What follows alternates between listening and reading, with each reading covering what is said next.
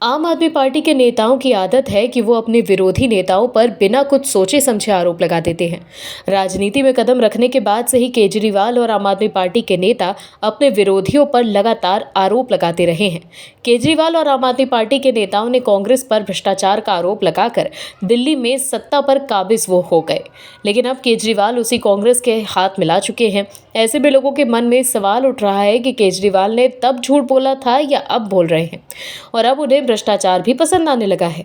दर्शकों, आपने एक कहावत जरूर सुनी होगी कि बिना हड्डी भी जुबान है, जितना मर्जी हिलाते रहो क्या ही फर्क पड़ता है। ये बात एकदम सटीक बैठती है आम आदमी पार्टी के मुखिया और दिल्ली के सीएम अरविंद केजरीवाल और उनके साथी नेताओं और आम आदमी पार्टी पर।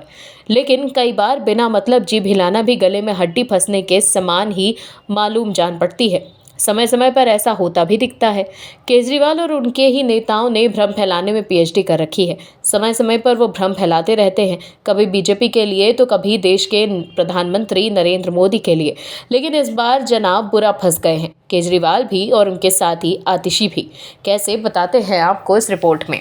दरअसल आम आदमी पार्टी के नेता अब अपने ही बिछाए जाल में फंसते नजर आ रहे हैं। दिल्ली की चुनी हुई सरकार को भारतीय जनता पार्टी द्वारा गिराए जाने की कोशिश के दावों को लेकर मुख्यमंत्री अरविंद केजरीवाल और उनकी कैबिनेट मंत्री आतिशी के खिलाफ मानहानि का मुकदमा दायर किया गया है। आम आदमी पार्टी ने कई बार दावा किया है कि बीजेपी उनके विधायकों को तोड़ने की कोशिश कर रही है, उन्हें करोड़ों रुपए और पद का ऑफर दिया जा रहा है।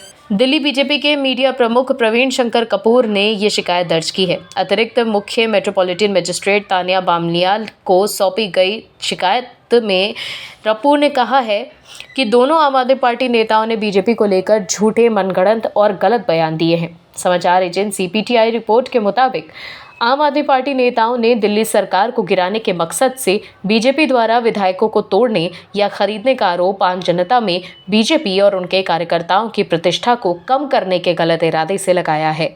बीजेपी नेता ने अपनी शिकायत में कहा है कि इस तरह के दुर्भाग्यपूर्ण और निंदनीय बयान से आम आदमी पार्टी और आपके सहयोगी बीजेपी और उसके सदस्यों को बदनाम कर रहे हैं। वो इस तरह के झूठे बयान देने के लिए प्रेस कॉन्फ्रेंस जैसे प्लेटफॉर्म्स का इस्तेमाल करके राजनीतिक लाभ हासिल करने की कोशिश करते हैं। वो इस बात को अच्छी तरह से जानते हैं कि सभी सोशल मीडिया प्लेटफॉर्म्स पर इस तरह की खबरें चलाई जाएंगी, क्योंकि आप न केवल विधायक हैं बल्कि दिल्ली सरकार में मंत्री हैं। मजिस्ट्रेट ने दोनों नेताओं को समन करने से पहले सबूत देने के लिए मामले को 4 मई के लिए सूचीबद्ध किया है।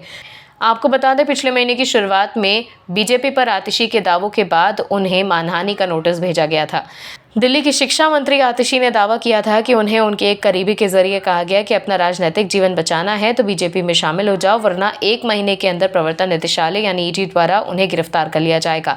लेकिन अब उनसे सबूत मांगा गया तो वो कोई सबूत नहीं दे पाई थी। लेकिन अब कोर्ट में आतिशी को बताना तो होगा कि बीजेपी में शामिल होने का ऑफर उन्हें किसने दिया था। तो देखा आपने कैसे आतिशी, जो सिर्फ बीजेपी पर आरोप लगाकर निशाना साध रही थी, उन्हें अब सबूत भी देना होगा। इससे पहले भी बीजेपी के नेताओं पर झूठा आरोप लगाने की वजह से अरविंद केजरीवाल बीजेपी के नेताओं से माफी मांग चुके हैं। और भी वीडियोस देखने के लिए चैनल को सब्सक्राइब करें और बेल आइकन को दबाएं।